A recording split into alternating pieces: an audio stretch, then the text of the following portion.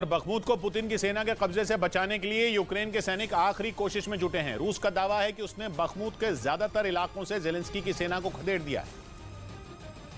और अब जेलेंस्की के हाथ में बखमूत के कुछ ही इलाके बचे हैं जहां उनकी सेना आखिरी लड़ाई लड़ रही है। लेकिन जेलेंस्की ने भी साफ कह दिया है कि जब तक बखमूत में उनका एक भी सैनिक मौजूद रहेगा तब तक वो हार नहीं मानेंगे। यानी यूक्रेन के इस पूर्वी शहर पर पूरी तरह कब्जा करने के लिए पुतिन की सेना को अभी और लड़ाई लड़नी होगी। हालांकि बखमूत में पुतिन की सेना अकेली नहीं है, बल्कि वैगनर ग्रुप के हजारों लड़ाके पिछले कई महीने से बखमूत में मौजूद हैं। और उनके दम पर ही रूस ने वहां अपनी पकड़ मजबूत की। यही नहीं, वैगनर ग्रुप के मुखिया येवगेनी प्रिगोजिन ने हाल ही में बखमूत पर पूरी तरह कब्जे का दावा भी किया था, जिसे जेलेंस्की की सेना खारिज कर चुकी है। साथ ही यूक्रेन ने बखमूत में मौजूद अपने सैनिकों के कुछ वीडियो भी जारी किए, जिनके जरिए यह दावा किया गया कि जेलेंस्की के सैनिक वहां हार नहीं मानेंगे, क्योंकि यूक्रेन के सैनिकों ने वहां पुतिन की सेना को रोकने के लिए जोरदार तैयारी की है। वहां से सामने आए एक वीडियो में यूक्रेन के सैनिक बंकरों में छिपकर रूसी सेना का मुकाबला करते दिखाई दिए। जानकारी के मुताबिक उन्होंने दुश्मन के सैनिकों को रोकने के लिए चारों तरफ बारूदी सुरंगें भी बिछा रखी हैं। यूक्रेन का दावा है कि बखमूत के जिन इलाकों पर अब भी उसका कब्जा है वहां इसी तरह की रणनीति अपनाई गई है। इसी वजह से रूसी सैनिक अब तक बखमूत को नहीं जीत पाए। Чого саме вони планують? Вони зараз активно заміновують свої позиції перед. जबकि पुतिन हर हाल में बखमूत पर कब्जा करना चाहते हैं। हालांकि पिछले कई महीनों से चल रही जंग की वजह से आधे से ज्यादा बखमूत पूरी तरह तबाह हो चुका है।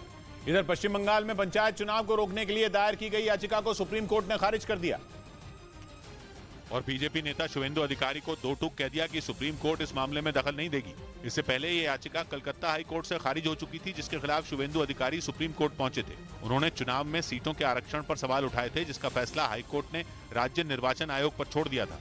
इस बीच इजरायल के पूर्व प्रधानमंत्री ने सरेआम कबूल कर लिया कि इजरायल के पास परमाणु हथियार हैं। अपने पूर्व प्रधानमंत्री के दावे से इजरायल में खलबली मची है, क्योंकि परमाणु हथियार ऐसा मुद्दा है जिस पर इजरायल ने हमेशा चुप्पी साधे रखी है।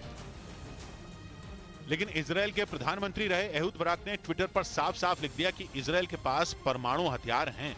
दुनिया में परमाणु हथियारों के जखीरे पर नजर रखने वाले संगठन भी दावा करते रहे हैं कि इजरायल के हथियारों के जखीरे में परमाणु बम हैं। इजरायल के पास 90 परमाणु हथियार होने का अनुमान जताया जाता है, पर यह ऐसा दावा है जिसे इजरायल न तो कबूल करता है और न ही गलत ठहराता है। जबकि इजरायल के अधिकारी तक बातों बातों में इशारा करते रहे हैं कि दुश्मन को तबाह करने के लिए उनके देश के पास परमाणु बम है, मगर इजरायल ने आधिकारिक तौर पर कभी यह ऐलान नहीं किया कि उसके पास वाकई परमाणु हथियार है। इधर दिल्ली में कोरोना का पॉजिटिविटी रेट 26% के पार पहुंच गया, जबकि एक दिन पहले ही वो 16% से भी कम था। यानी एक ही दिन में दिल्ली में कोरोना का पॉजिटिविटी रेट 10% से ज्यादा बढ़ गया। इस दौरान 1900 से ज्यादा लोगों की जांच की गई, जिनमें 509 लोग कोरोना संक्रमित मिले, जिसके बाद दिल्ली में कोरोना के एक्टिव मरीजों की संख्या 1795 हो गई। उधर उत्तर कोरिया के मीडिया ने दावा किया कि अमेरिका और दक्षिण कोरिया के सैन्य अभ्यास से भड़के किम जोंग उन ने परमाणु धमकी दी है।